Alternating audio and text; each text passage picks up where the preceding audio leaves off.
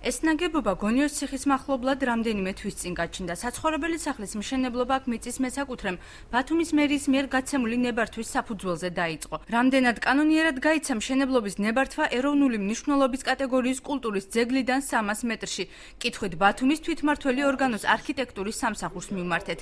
აქ ამბობენ, რომ აჭარის ძეგლთა დაცვის სააგენტოს დასკვნას დაეყრდნენ. ქალაქ ბათუმის მერიის მიერ მშენებლობის ნებართვა გაცემულია ლაშა თურმანიძის სახელზე.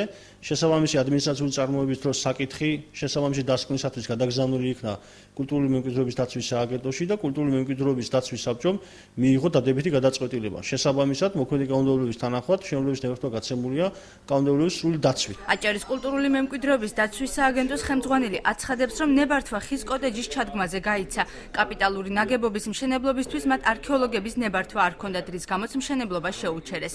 300 მეტრის რადიუსში მშენებლობის ნებართვის გაცემის მიზეზად ბიძინა აფხაზავა დაუდევრობას ასახელებს. იგი ასევე აღნიშნავს, რომ მომხდარის გამო პასუხისმგებლობა არავის დაეკისრება და მშენებლობა შეჩერდება.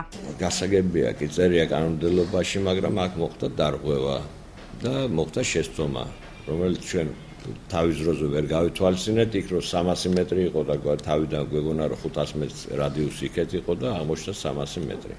ეხლა რა თქმა უნდა დაჯარიმდება? არა, არ დაჯარიმებდა, არა, მშენებლობის უფლება შეუწყდება.